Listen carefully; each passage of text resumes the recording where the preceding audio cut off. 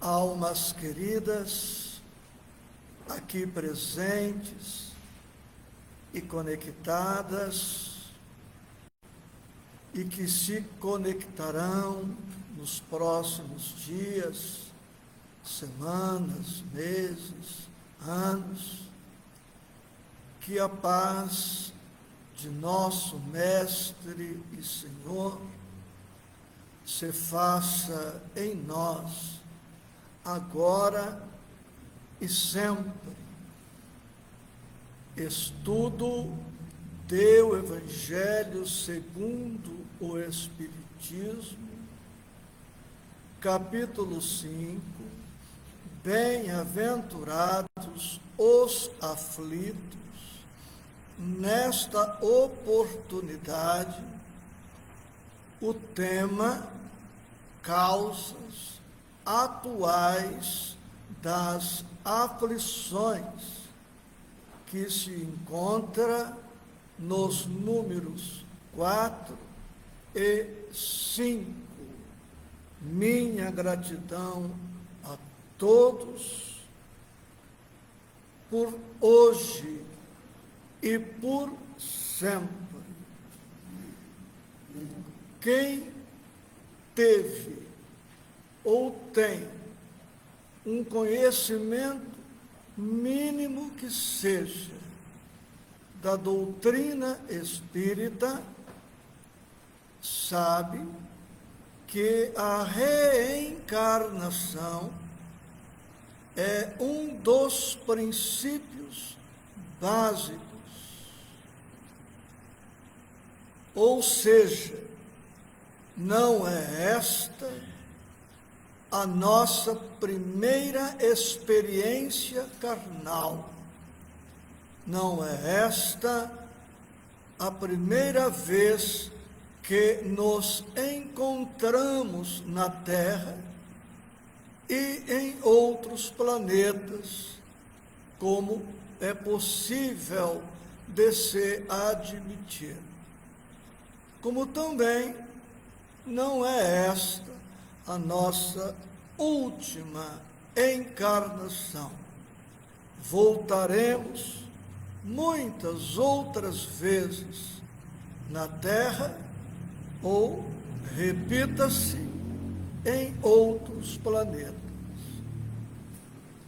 Não se deve, todavia, pensar que todos os nossos sofrimentos sejam oriundos, decorrentes das reencarnações pretéritas.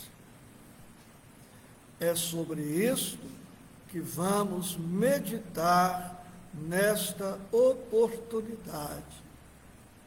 É certo que todos nós sofremos as consequências das escolhas inadequadas de outras experiências reencarnatórias, mas é igualmente certo que muitas aflições que experimentamos são consequências das nossas escolhas atuais.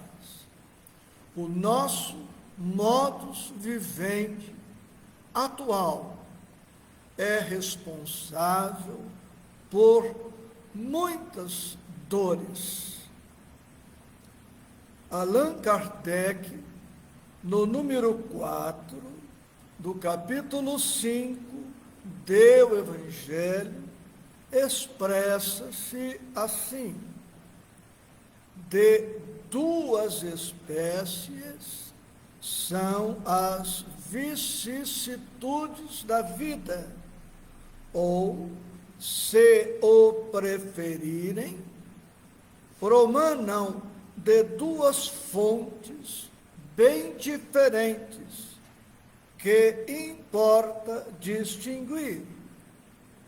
Umas têm sua causa na vida presente, outras fora desta vida, remontando-se à origem dos males terrestres, reconhecer-se-á que muitos são consequência natural do caráter, dizemos nós, das características e do proceder dos que os suportam. Feita esta introdução, Allan Kardec começa a elencar algumas das causas atuais das nossas aflições.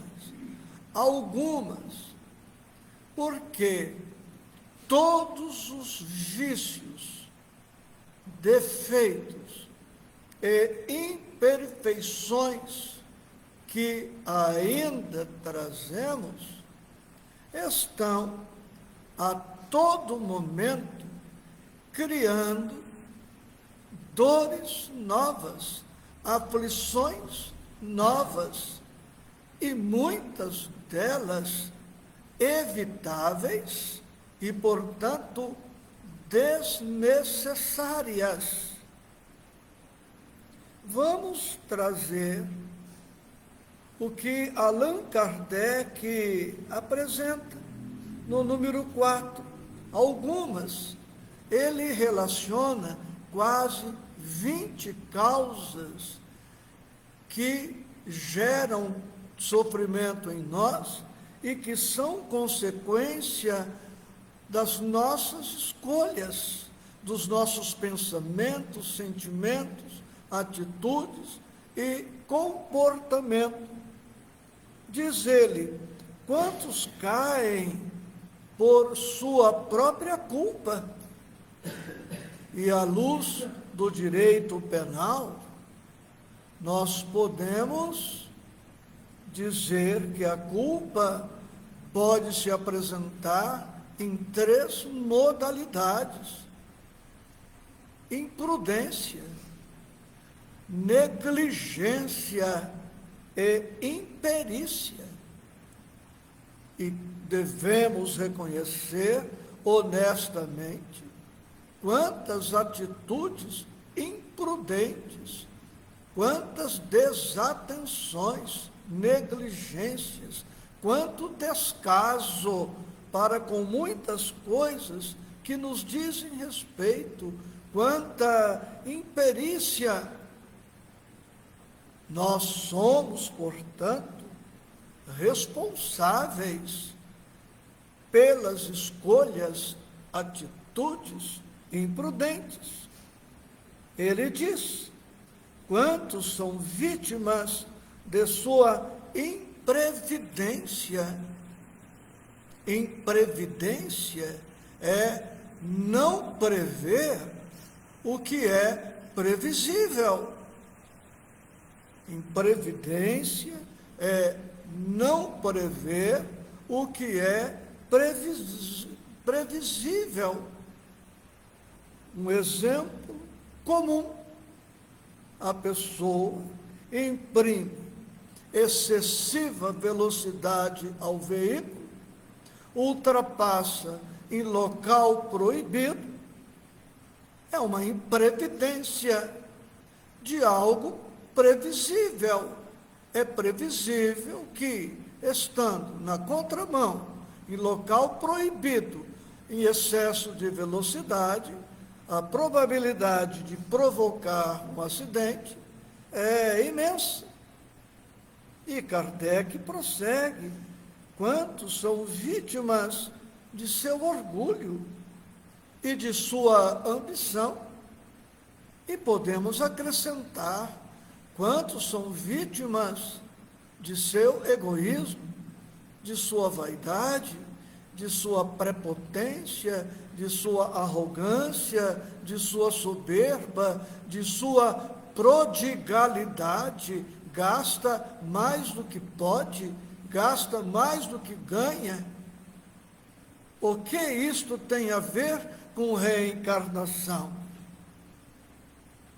Quantos se arruinam por falta de ordem, e dizemos nós, de organização, de método, de ritmo, de esquema. Quantos se arruinam, diz Kardec, por falta de perseverança, pelo mau proceder, ou por não terem sabido limitar seus desejos. Quantas dissensões e funestas disputas se teriam evitado com um pouco de moderação e menos suscetibilidade. Se pudéssemos agora catalogar as centenas de defeitos, vícios, imperfeições morais que a humanidade apresenta, nós estaríamos citando ao mesmo tempo os milhares de defeitos, vícios, imperfeições que estão agora, a todo momento, contribuindo para a nossa infelicidade e para a infelicidade das demais criaturas. E Kardec vai terminar o item 4 dizendo: os males dessa natureza fornecem indubitavelmente um notável contingente ao cômputo das vicissitudes da vida. O homem as evitará quando trabalhar por se melhorar moralmente, tanto quanto intelectualmente. É fácil observar este fenômeno no mundo. O investimento que se faz em ciência, tecnologia, cultura, e o pouco investimento que se faz na conquista dos valores morais, éticos. Mesmo na intimidade de milhões de lares no mundo, vemos os pais focados em fornecer, em oferecer aos filhos somente a instrução, somente o conhecimento acadêmico, sem nenhum ou pequeno investimento no comportamento, na ética, nos princípios da moral cristã, como se a conquista dos títulos acadêmicos de maior cultura bastassem para o equilíbrio, para a harmonia, para a segurança, para a felicidade dos nossos filhos. E é assim, pelas escolhas equivocadas, que vamos gerando para nós a dor expiação, a dor restrição pedida e outras modalidades de dores. Que fazer?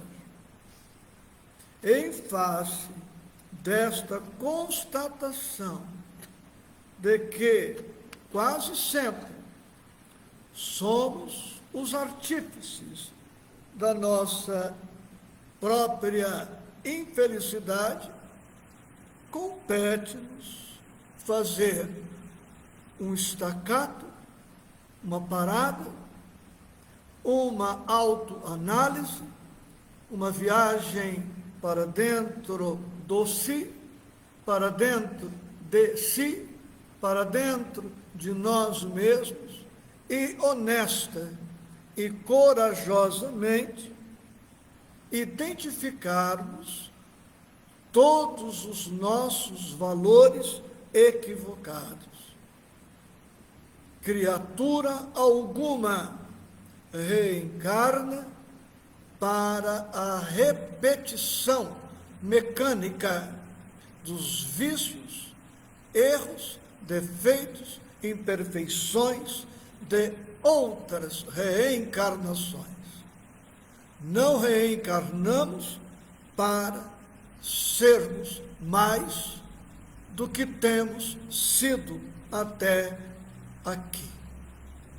A lei é de progresso e todas as criaturas minimamente informadas, minimamente despertas, lúcidas, têm um compromisso com a melhoria pessoal.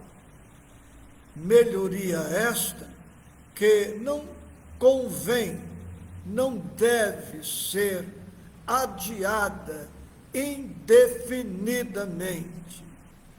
Reconheçamos, pois, que hoje, agora, neste instante, é o tempo ideal para iniciarmos um programa de melhoria íntima, o que vai repercutir de maneira sensível, concreta, perceptível em nossa qualidade de vida e na qualidade de vida no entorno de nós. Avançando em nossas reflexões, vamos trazer agora o que está anotado pelo evangelista João, capítulo 21, versículo 6, quando Jesus deu este comando para Pedro, André e outros discípulos que estavam frustrados por não terem tido êxito naquela pesca famosa dos evangelhos. Jesus diz para os discípulos algo que com Emmanuel nós vamos trazer para o aspecto moral das nossas vidas. Disse Jesus para os pescadores frustrados: lançai a rede para a banda direita do barco e achareis. Consideremos agora a nossa vida como sendo este barco. E Jesus nos dizendo que precisamos lançar a rede, ou seja, atuar, buscar o que é bom, o que é reto, o que é correto. E simbologicamente, ele usa o lado direito para referir-se a o que é efetivamente ideal para as nossas vidas. E Emmanuel escreve esta página, Caminhos Retos. Está no livro Caminho, Verdade e Vida, capítulo 21, vamos repetir.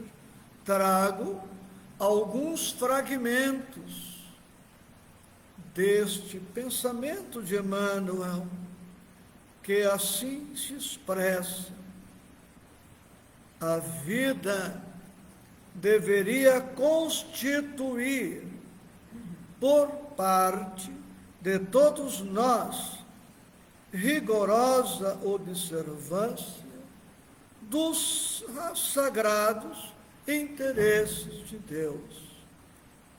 Frequentemente, porém, a criatura busca sobrepor-se aos desígnios divinos.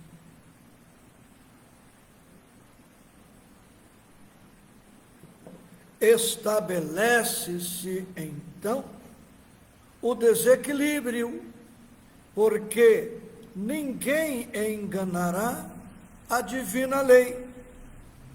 E o homem sofre compulsoriamente na tarefa de reparação.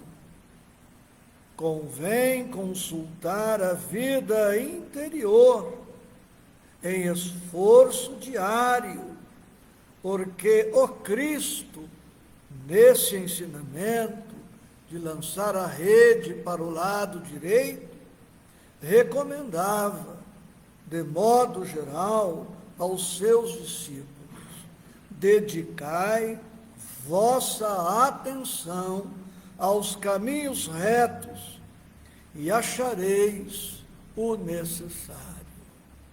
Dedicai vossa atenção aos caminhos retos e achareis o necessário. E os caminhos retos encontramos-los em o Evangelho.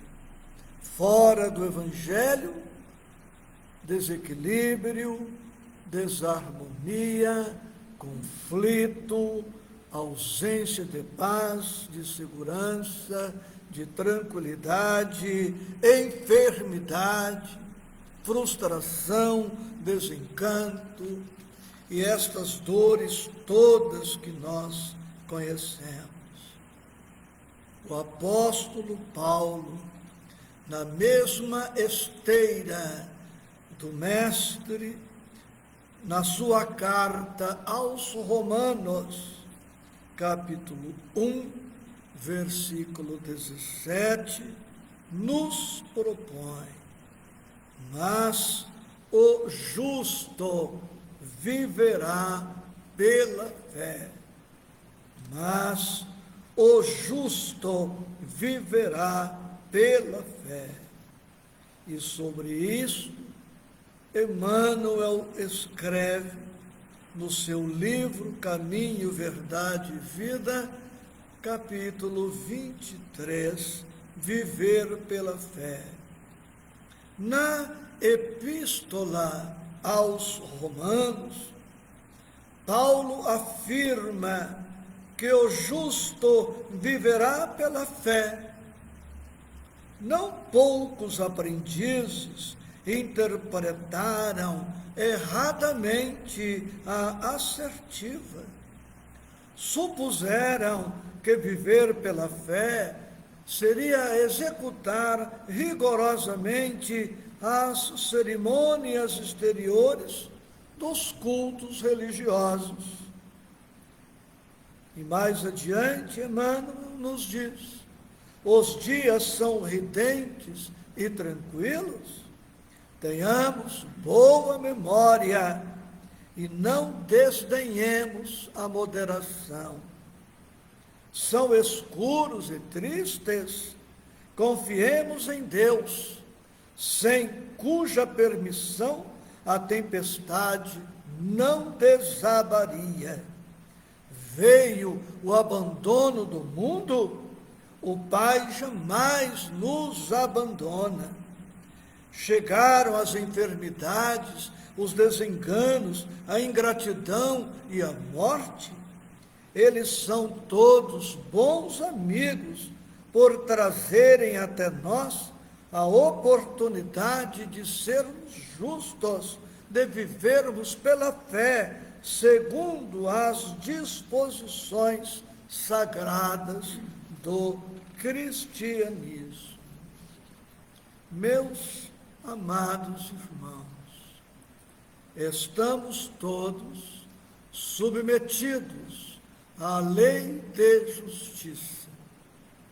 E é da lei de justiça que todos gozemos do livre-arbítrio, da liberdade de escolha.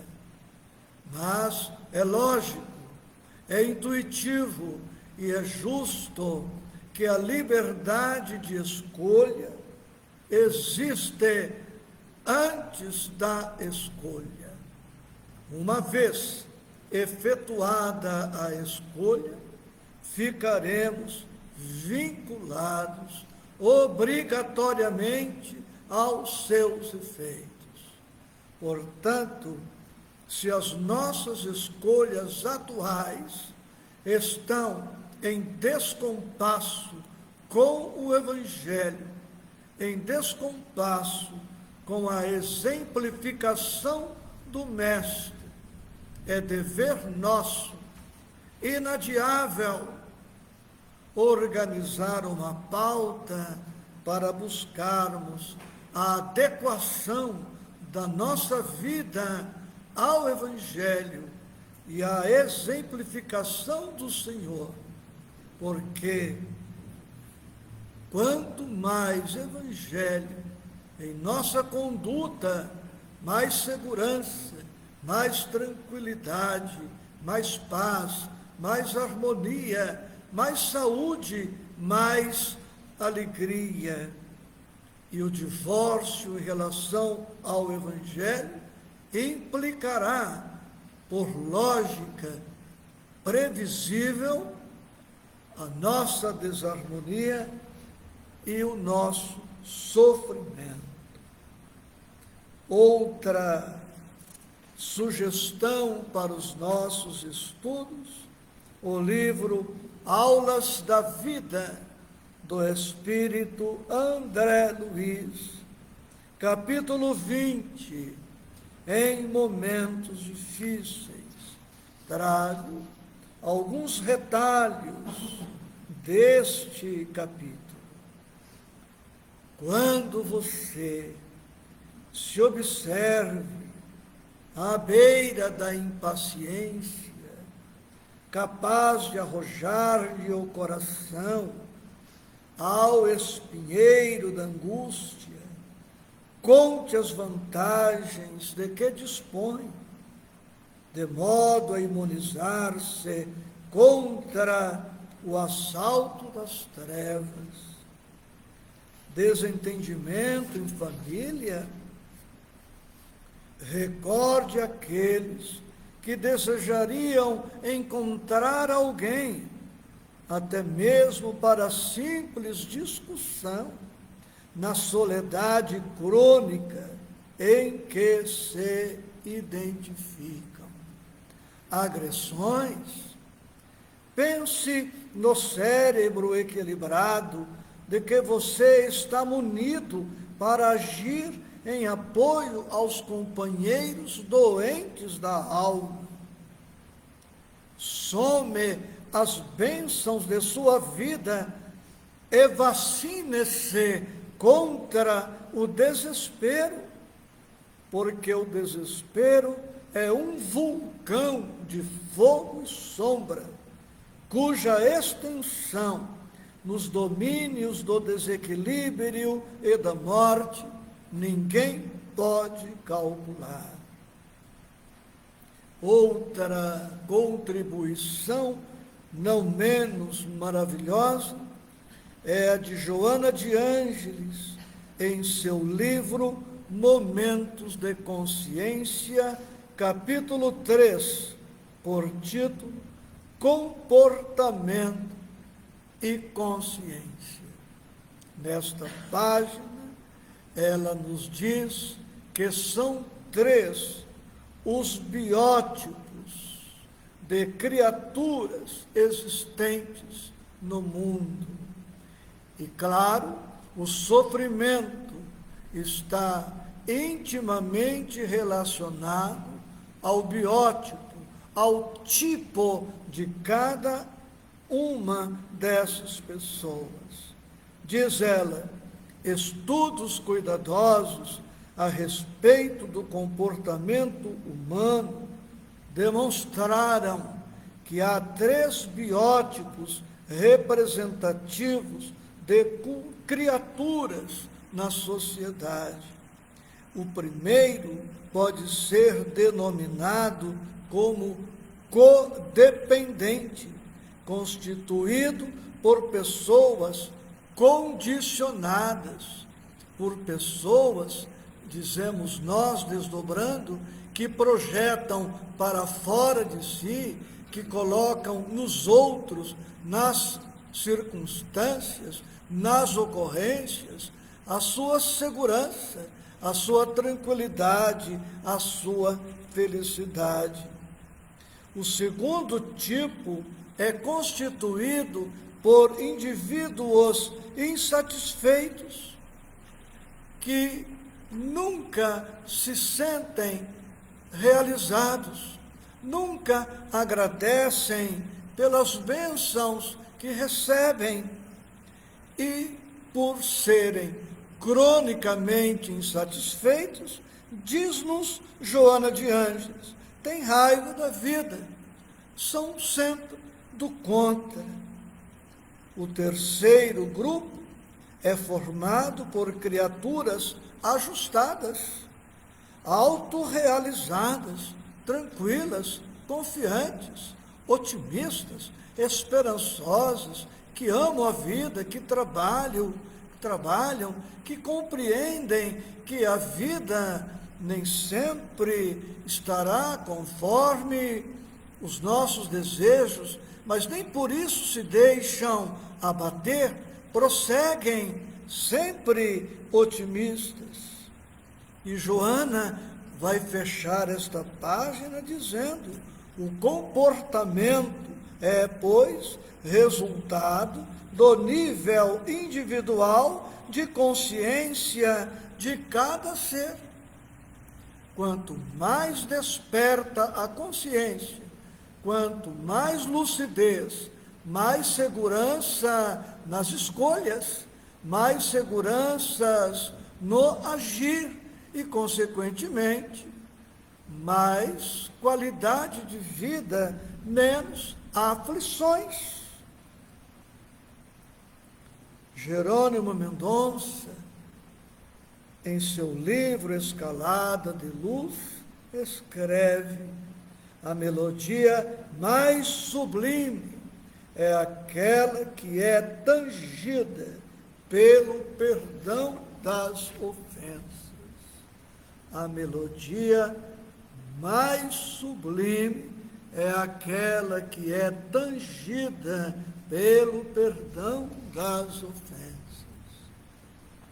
Oportuno este pensamento do querido amigo e mentor Jerônimo Mendonça, porque quantas mágoas, ressentimentos, hostilidade reprimida, quanta raiva na raiz de aflições atuais.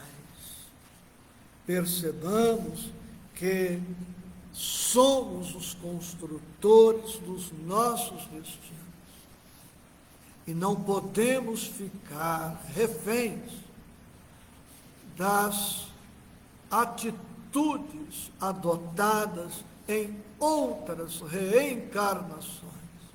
Podemos mudar, necessitamos mudar, devemos mudar, e para isso evoquemos a letra da bela canção de Geraldo Vandré, para não dizer que não falei das flores, quando ele assim se expressa: quem sabe faz a hora, não espera acontecer. Quem sabe faz a hora, não espera acontecer. Quem condiciona a felicidade, não a realiza, não a encontra. Quem projeta a felicidade para depois, para amanhã, quem condiciona a felicidade a estas duas palavras: serei feliz quando? Ou ainda, serei feliz se.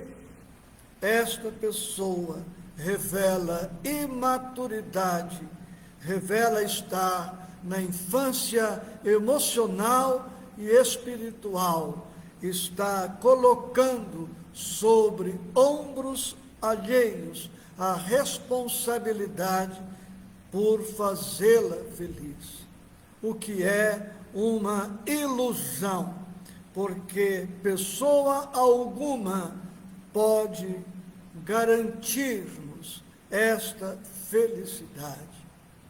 Ainda que alguém momentaneamente possa concorrer de maneira efetiva, positiva para a nossa felicidade, essa pessoa não pode garantir que permanecerá indefinidamente em nossa vida, como também não pode garantir que nos brindará sempre com as atitudes que nós queremos que ela adote permanentemente. Cada um deve cogitar da própria construção e, portanto, da construção da própria felicidade.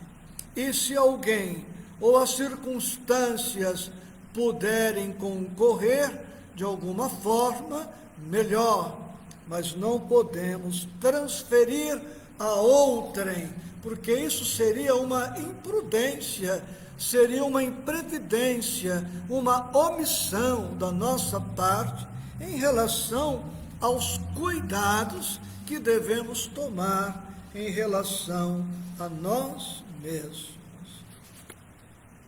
Por fim, citamos o poeta José Soares Cardoso, no seu livro Onde está Deus?